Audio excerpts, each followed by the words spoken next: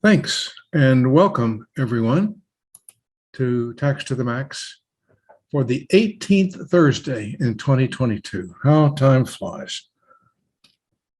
I thought I'd change this introduction up a little bit. That's me, and that's a little bit about an award I got, which when I put that down on the paper, it was a long time ago. I need to be doing good stuff currently, I suppose. What's in the program this week? 9 items. South Carolina publishes guidance on a couple of key issues. You might be interested really more in one than the other. Then the IRS can grant extension for certain elections. We know that about some things, but it's always good to have a reminder that you miss a deadline on an election, all may not be lost. Here's a taxpayer was working in Thailand at the embassy, and he got a lot of money, bribes for processing visa applications. But then he made a bad investment in Thailand, and now he wants to deduct his loss. Let's see about how that works. But you have to report the income from the bribe. It seems only reasonable you get to deduct the expenses, right? Maybe not. And the IRS is boldly asserting anti-abuse rules in partnership audits. They've had this tool for a long time. They're finally going to start using it, and it's dangerous to some of the traditional thinking that you can get away with anything in a partnership. Management fees. I recall 30 years ago dealing with some shiny pants accountants who thought that they could handle any tax problem in a C corporation by paying deductible management fees to the shareholders. Certainly all the shareholders were equally engaged in managing, so we paid them a small salary. That was deductible. And we paid them bigger management fees. That was also deductible. And we just didn't pay dividends at all because we didn't get a tax deduction for the dividends. Well, maybe over the years that the shine may be off that one. Let's see. Child tax credit fact sheet updated with 6 new questions and answers. I've got them all. FAQs on schedules K2 and K3 are updated, but don't despair. It's way too complicated for the average bear. IRS has absolute discretion on the BBA partnership zero adjustment rule. We'll talk about that as long as we need to, which may be about like that.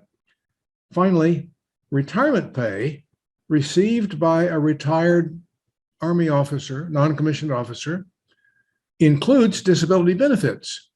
That does not make the whole thing excludable under Section 104. That's what's on the agenda. Let's get at it. Guidelines on imposing transportation tax. This is the South Carolina DOR revenue ruling. This is for counties that are considering imposing or currently imposing a transportation tax. Why do you care? Well, CPAs are involved in county governments. In many counties throughout South Carolina, CPAs are politically active. And so they have an interest in not so much in the tax that's imposed, but what does the county do with the money after that? You always have to watch the politicians when they get money.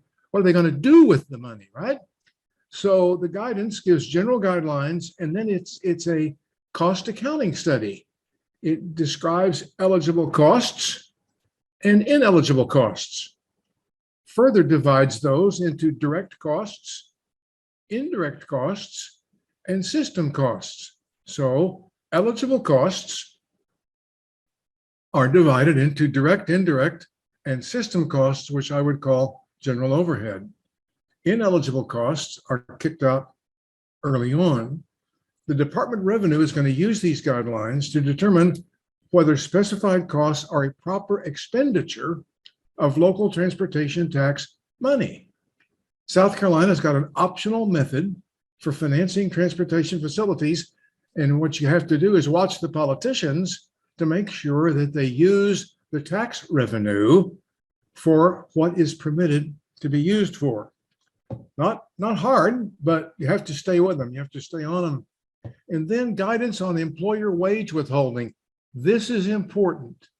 This could affect a lot of South Carolina employers. It could affect a lot of South Carolina employees.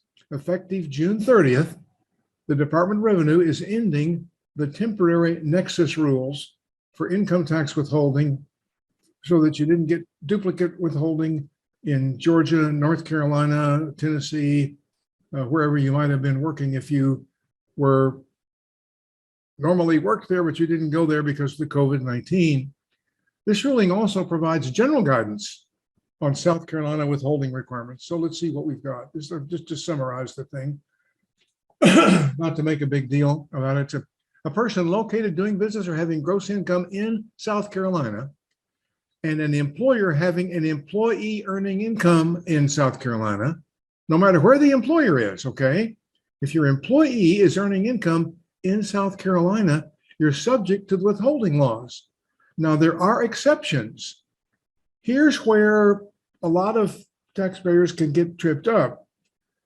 An accounting firm in Ohio sends a team of auditors into South Carolina for 3 weeks to work in South Carolina. That accounting firm is obligated under South Carolina law to withhold South Carolina income tax on the wages of those employees. There are some exceptions. Employee earning less than $1,000 a year, a non-resident employee whose wages don't exceed the federal personal exemption amount, but that doesn't apply to work on construction contracts. The tax writers understood that contractors will send people into the state to work for a week or so. And if you didn't get the withholding tax on everybody that's working on building a building, you're not going to get all the revenue that the government is entitled to. And so this summary goes on and on. There are 7 examples. This is very useful. There's a reference how to find it in the printed matter, which is associated with this program. IRS can grant extensions for certain elections. This is a letter ruling on Code Section 336. We see a lot of stuff on 338, which is treating the acquisition of stock as the acquisition of assets in the acquisition of a corporation. But 336 deals with the liquidation of a corporation. And 336E allows shareholder, or plural, to treat a qualified stock disposition as an asset disposition. Why? So they can get tax benefit from it. Section 336 controls gain or loss recognized on property distributed in complete liquidation. Now, I'm responsible for the underlining. That's what the ELN with underlines, that just tells you that I changed something, and the underline is what I changed. I emphasized property. Section 336E allows stock distributions to be treated as asset transfers if the transfer is to a controlled corporation, but that requires an election. So one corporation owns another and is going to transfer the stock to the controlled corporation and wants to treat that as a transfer of assets. That's because the disposition of assets can produce a tax benefit. Parties to an acquisition of all the stock of an S corporation. Let's make it a little more complicated. Let's don't have 2 C corporations. Let's have a C corporation and an S corporation being acquired. They're granted an extension of time to file the election. Somebody missed it. This is one of those things that as a tax person working in a tax department, there's a constant fear. You're assigned a project. The senior folks in the firm have been working on this project. They've got it all wrapped up, and you've got to take care of the tax compliance. Sometimes they haven't thought through all the tax compliance, all the details, and it's up to you to discover that the tax treatment they think they're going to get is only available if they file an election. And that was due within 30 days. Let's see, but they gave it to you after they'd held it themselves for 42 days. So is all lost? No, all is not lost. You request a letter ruling. That's going to be expensive, take some time, but that's better than not getting the tax treatment they wanted at all. Tax issues for the proceeds of bribery. I love this illustration that I picked up out of my clip art. Money and handcuffs. No deduction for expenses paid with the proceeds of bribery. Michael Sestak. He worked in the embassy in Thailand. He got bribes for facilitating visas. So there's no deduction, as I said, for amounts paid as bribes. If I'm paying a bribe, that's not deductible. But the general rule for taxation says if it's not deductible, then it's not tax. Well, that doesn't work here. Amounts received as bribes must be included in income, and expenses paid with the bribery proceeds are not deductible. So there is no tax benefit, and there is a tax burden. That's a double hit, and it should be. It's criminal activity. Partnership audits. These folks are all smiling. It's hard to tell which one is from the IRS, but there are partners shaking hands.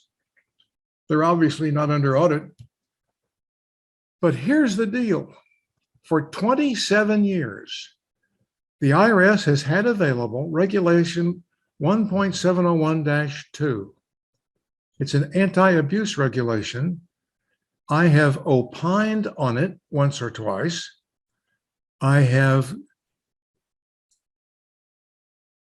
made sure that a partnership where I was doing tax work complied with and didn't have the risk of an anti-abuse charge.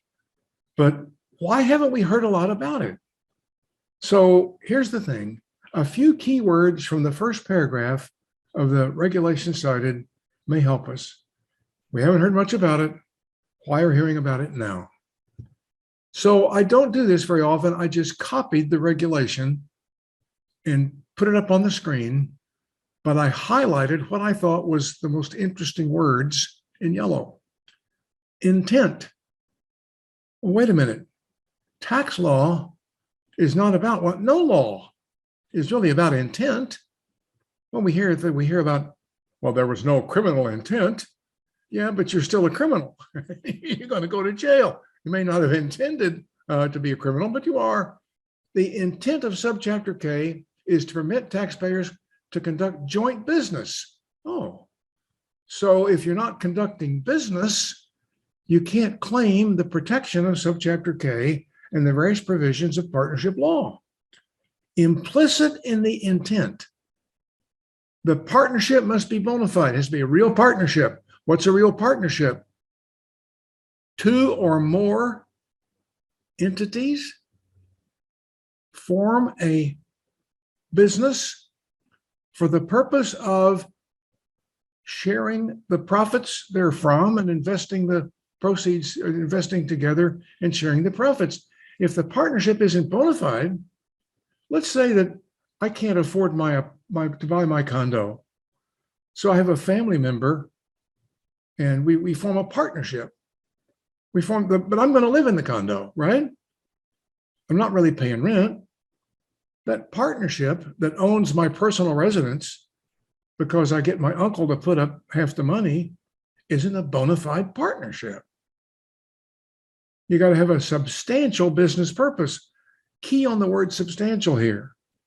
The idea, the theory that we can do a lot of stuff with a partnership that we can't otherwise do is simply BS.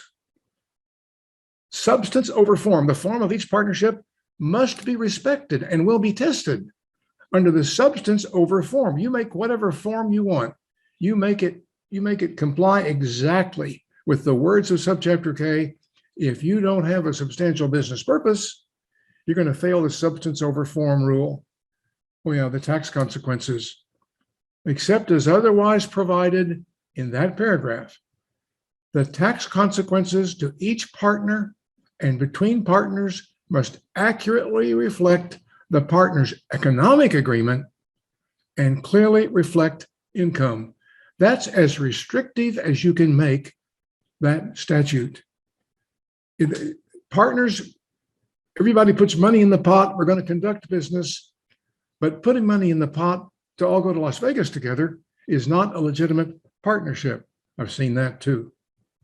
I think it was the Biffle screen door company that some wise guys doctor clients of mine put together, and they were in the business of making blackout pants for lightning bugs. They thought it was really funny when they brought the agenda and they appointed officers and elected a chaplain, where they all put their money in the pot, and they all went to Las Vegas. The only activity of the Biffle Screen Door Company was to take its partners to Las Vegas. Doesn't work. How do we determine intent? Look at the rights and obligations in the partnership agreement. What does it say? Who has to do what? Follow the money. Money comes in, the money goes out. Follow the dollars. Consider possible outcomes. Think beyond the document. Maybe what you see at the end of this accounting period is not exactly what the clever partnership planners have in mind.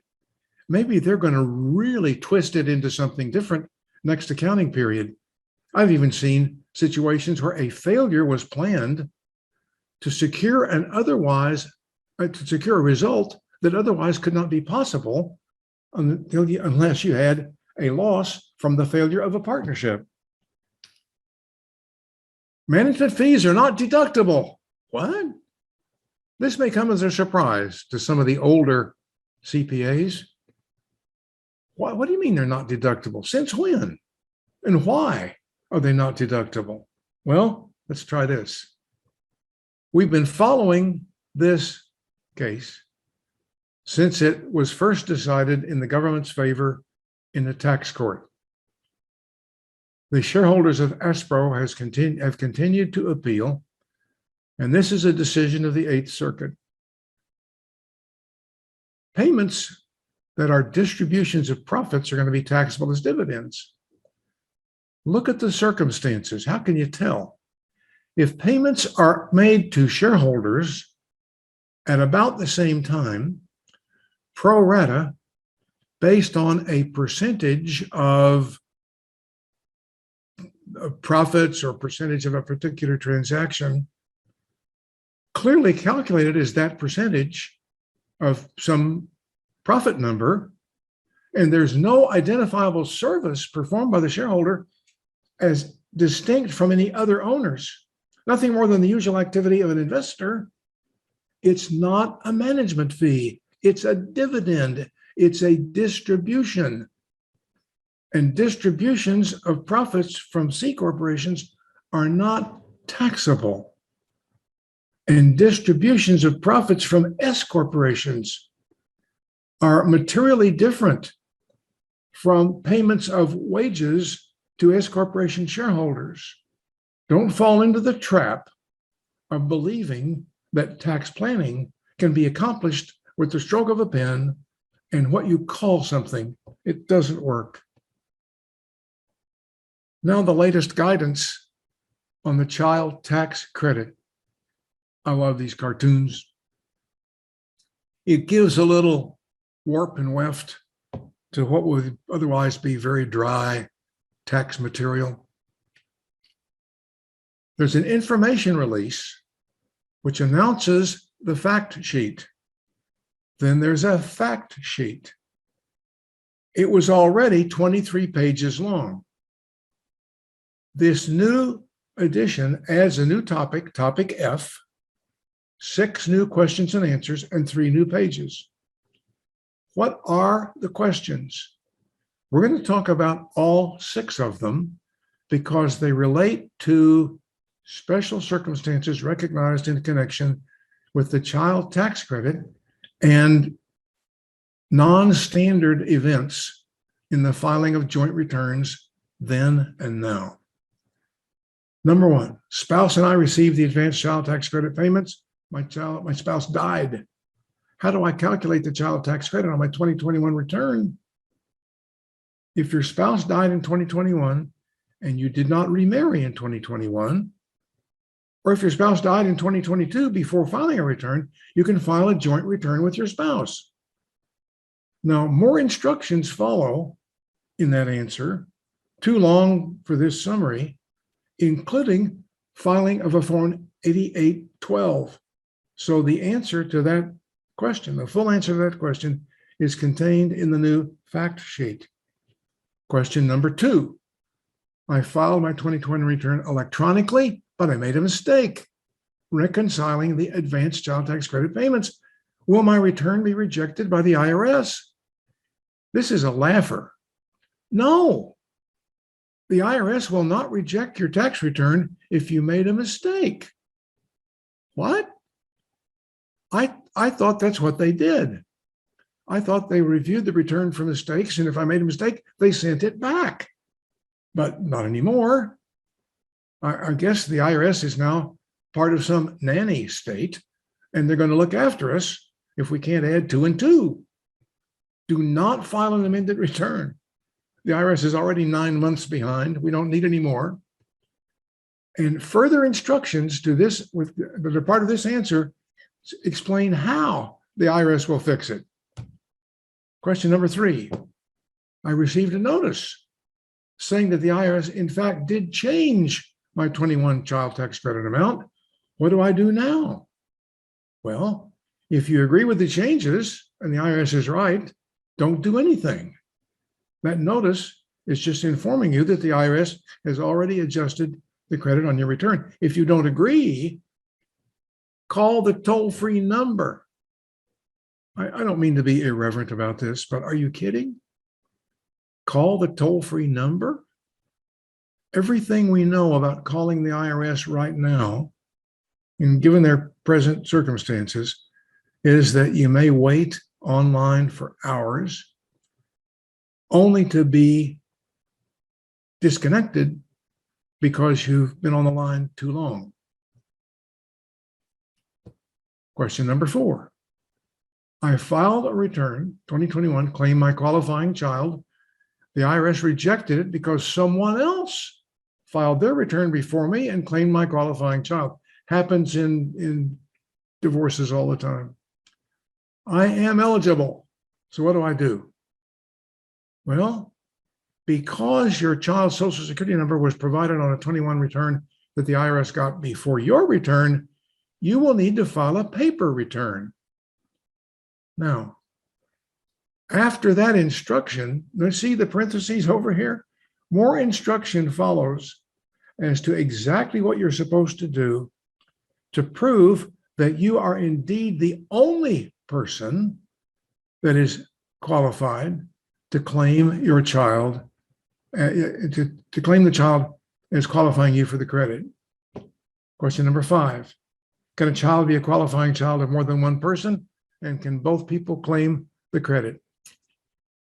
Sometimes the child meets the relationship, age, residency, support, and joint return test to be a qualifying child of more than one person, although the child qualifies. Generally, only one person can treat the child as a qualifying child, and those tests are a little more complicated. And so the answer in the questions and answers provides a link to other sources of information guiding you in the research that you need to do to make sure that you are the person qualified to claim the child tax credit. One more. What do I enter as my prior AGI when e-filing my 2021 return if I use the child tax credit non-filer sign-up tool? Oh dear. Look at these instructions. If you successfully used the child tax credit non-filer sign-up tool last year, and that's you didn't file a return, enter $1 as the prior year AGI verification. If you did not use the child tax credit non-filer sign-up tool, and you did not file an electronic or a paper 2021 Form 1040, enter $0 as the prior year AGI verification. Now, I've seen all of these questions in one form or another at one time or another in the last 45 days during the filing period, and the IRS has provided these instructions. I didn't find them hard to read, and I didn't find the links that are provided here with the answer to question 6. I didn't find them difficult to navigate. So if you have the problem, if you have the issue, please go to the most recent version of the fact sheet for child tax credits, go to section F, like Fox. More guidance for K2s and K3s. Our poor befuddled taxpayer over here, he really doesn't know whether the streetcar is coming or going, and he probably doesn't need to know. Filing is going to be required if any item from the partnership could affect a foreign tax credit of a partner, or if you have a partner that has an investment in a foreign entity, it's possible that you have to file, and you'll file only to report information. The schedule is 6 pages long. It's extraordinarily complex. Don't be put off by that.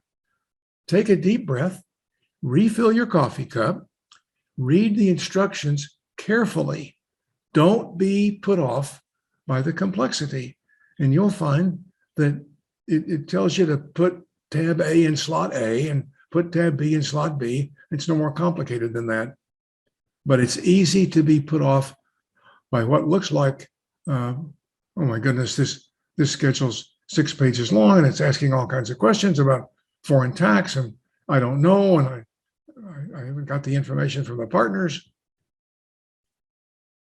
My suggestion, at least for this year and possibly for next, don't worry about it unless you have some reason to believe that at least one of the partners in this partnership has a significant foreign income or foreign tax involvement. I believe that's a fair summary of page after page of instructions. Man, good grief. That's frightening. That's why I picked it. The IRS has absolute discretion in the enforcement of the BBA partnership rules.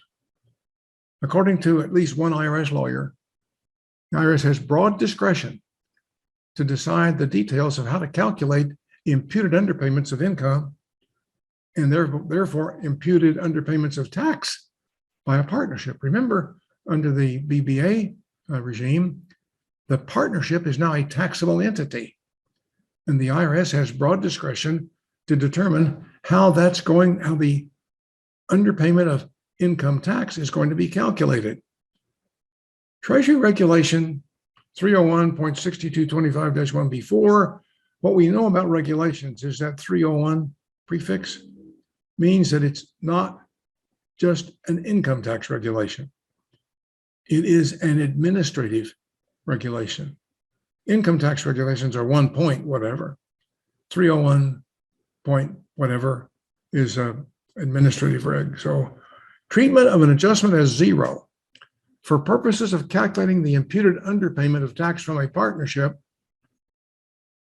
is strictly at the IRS's discretion, solely at the IRS's discretion. I'll have to see how that works out. Now, why did a veteran get monthly payments in the first place? 2 reasons. 1, she served 22 years of active service. She served honorably for 22 years, and she has a normal retirement benefit with no requirement to be ill, no other requirement except she did the 22 years and now she gets her money every month. Her benefit is going to be determined by her rank and her years of service, her rank at the time of retirement and her years of service.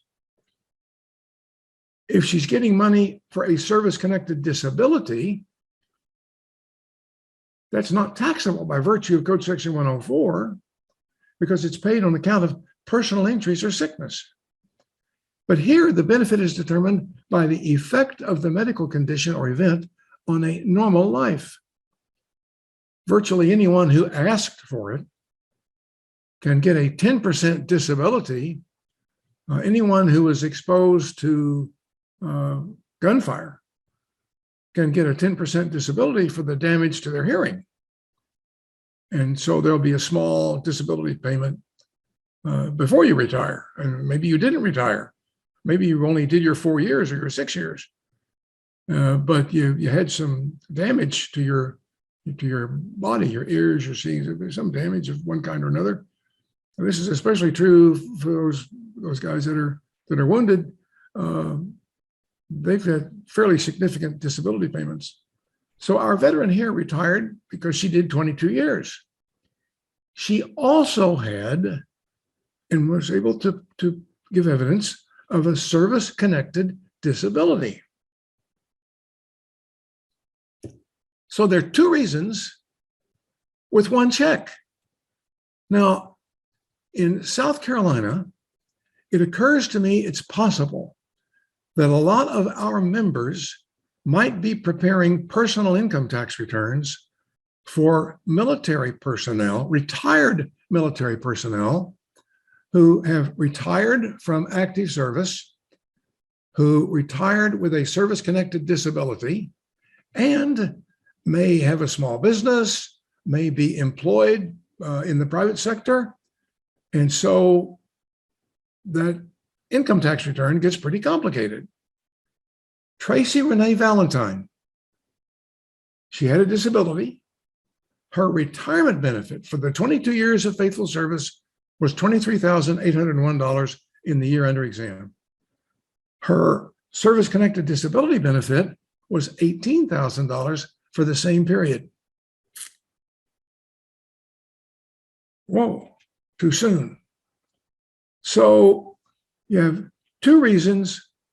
One check, $18,000 a year, is not subject to personal income tax because it is as a result of injury or some illness. The $23,801 is subject to income tax because it's not related to any illness or disability. Well, now, before I sign off here, that last statement is not exactly going to be true. We are going to continue to meet. We're not going to meet next week because we're all going to be at Spring Splash.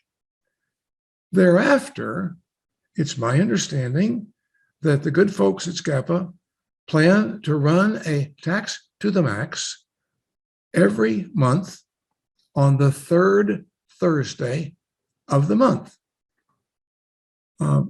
Catherine will straighten me out on that. I think she's here. So, No, Catherine, that's right. you want to jump in on that? I'll say you're right. That's right. Okay. Is it going to be exciting and fun? Absolutely. Okay, wonderful. Thank you all for your support for the weekly Tax to the Max. We're going to change the format a little bit, but we will stay in touch. I look forward to seeing everyone at Spring Splash. Thank you.